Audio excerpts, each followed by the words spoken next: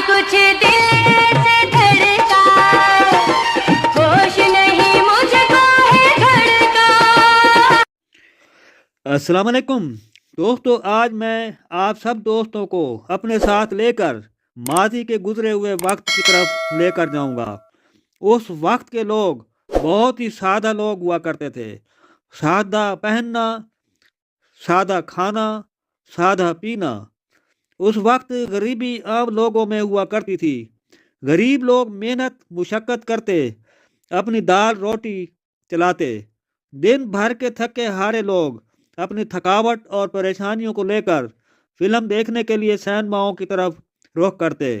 उस वक्त की बनाई हुई फिल्में ऐसी हुआ करती थी, रात को लोग फिल्म देखकर जब घर की तरफ जाते तो वो थकावट और परेशानियां दिल से ख़त्म करके फ्रेश होकर सुबह को उठते।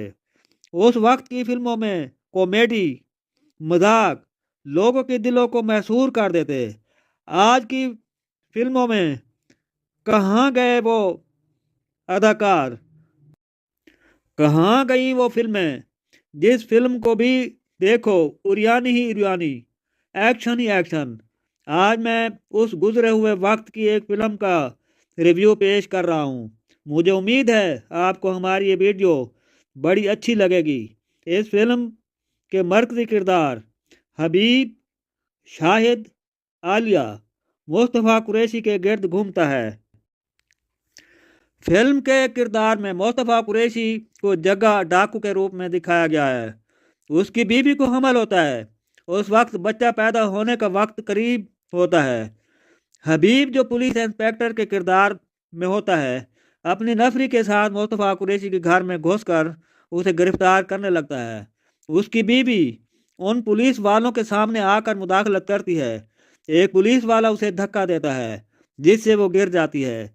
गिरने से उसे तकलीफ शुरू होती है। मुस्तफ़ा कुरैशी उस वक्त मिन्नत करता है, लेकिन हबीब उसकी बीवी को अस्पताल भेजकर उसे गिरफ्तार कर लेता है। मुस्तफ़ा कुरैशी जेल से फरार होकर हबीब के एक बच्चे को उठाकर अपने ठिकाने पर ले जाता है। उसे डाकू बनाने के गुर सिखाता है। वही बच्चा जब बड़ा होता है वो शाहिद के रूप में उस गिरोह का सरदार बन जाता है। इर्द गिर्द के इलाकों में डाकुओं के साथ वो लड़कियों औरतें भी साथ उठा लेता है। आलिया की शादी वाली रात उसे उठाकर और नकदी माल भी साथ ले जाकर वो मुस्तफ़ा कुरैशी के सामने डाल देता है, जिसको देखकर मुस्तफ़ा कुरैशी बहुत खुश होता है और उसे शाबाश देता है। आलिया एक बहादुर लड़की जो डाकुओं का मुकाबला करती है।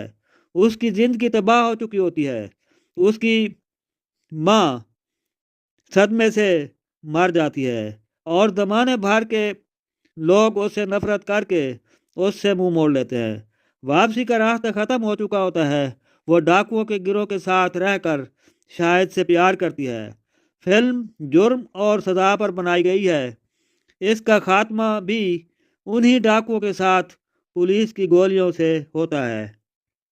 लेकिन आज से ये इंस्पेक्टर का बच्चा नहीं, हैवान है, हैवान। सॉन्ग नंबर 1, नचाओ कहाँ तक नचाओगे हमको।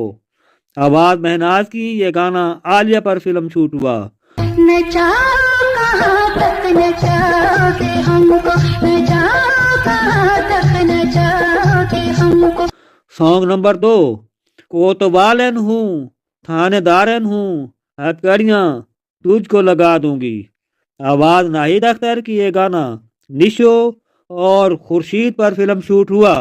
कोतवालन हूँ, थानेदारन हूँ, हथकड़ियाँ तुझको लगा दूंगी। सॉन्ग नंबर 3, जीने मरने का किया इकरार सजना, अब तो कर ले वफा का एतबार सजना। आवाज नाहिद अख्तर की। ये गाना अदाकार आलिया और शाहिद सखियों पर फिल्म शूट हुआ।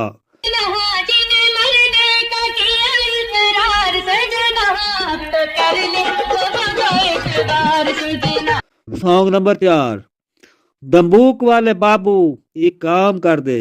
आवाज महनाज की। ये गाना दंबूक वाले बाबू एक काम कर दे, हमारे दिल को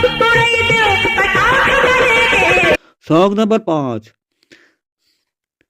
माना के है तू हैवान मगर इंसानों से है अच्छा। आवाज महनाज की। ये गाना अदाकार आलिया पर फिल्म शूट हुआ। माना के है तू हैवान मगर इंसानों से अच्छा लगता है ये सॉन्ग नंबर 6। बे आ दिलदारा लगे तू प्यारा अब तो लगा ले मुझको दिल से। आवाज नाहिद अख्तर की। बेयाद दिलदारा लगे तू प्यारा अब तो लगा ले मुझको दिल से अब तो दोस्तों ये था फिल्म हैवान का वीडियो रिव्यू।